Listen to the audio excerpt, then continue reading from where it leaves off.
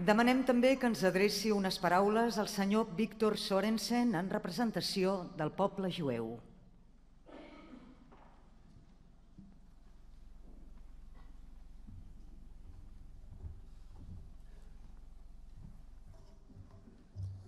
Kevod Arav, molt honorable senyora Núria de Gispert, presidenta del Parlament, honorable senyora Joana Ortega, vicepresidenta del Govern, diputats, diputades, autoritats, senyores i senyors, amics i amigues, bona tarda, Erev Tov.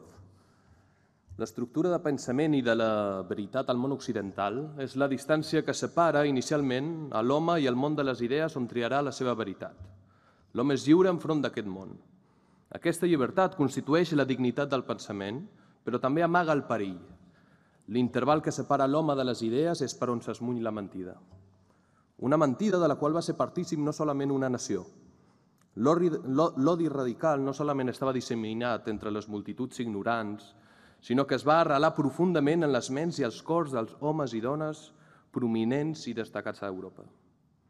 En el marc d'una societat que ha perdut el contacte viu del seu veritable ideal de llibertat, per acceptar les seves formes degenerades, ens obliga a replantejar-nos el concepte d'heroisme. En aquell món de desastre moral generalitzat va haver-hi una petita minoria que va saber desplegar un extraordinari coratge per mantenir latents els valors humans. Ells van ser els justos de les nacions que van remar contra la corrent general d'indiferència i hostilitat que va prevaler durant l'Holocaust.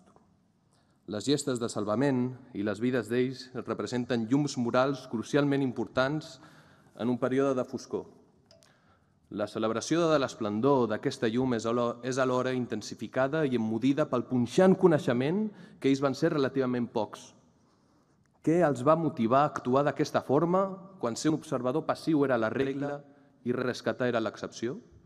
Per més difícil i atemoridor que fos, el fet que alguns haguessin trobat el coratge per convertir-se en salvadors demostra l'existència de certa llibertat d'elecció i que el fet de salvar jueus no estava fora de la capacitat de les persones comunes al llarg de l'Europa ocupada.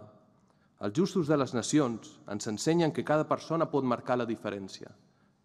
Quan diferent hagués estat la història d'Europa si molts milers haguessin fet el correcte?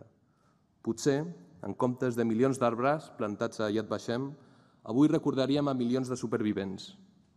Ara bé, sembla que és molt més fàcil parlar de les lliçons apreses del passat que implementar-les en el present i en el futur. Aquells virtuosos que van fer el correcte i ho recordem amb justícia, com un acte heroic, i venerem amb justa raó els qui van actuar d'aquesta manera, representen no un mitjà d'escapar de la responsabilitat pel passat, sinó com els nostres models per al futur.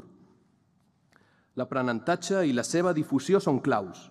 Representen el correcte, l'humà, l'ètic en moments de prova. En moments en què Catalunya forja el seu futur, potenciem junts el cultiu de l'esperit, on imbuïts pel respecte a la veritat i a la justícia, homes i dones formin una sòlida vertebració moral i una consciència clara dels seus deures socials. Aquest èxit l'assolirem quan a la construcció conjunta d'aquesta nació catalana fer el correcte deixi de ser un acte d'heroisme. Moltes gràcies.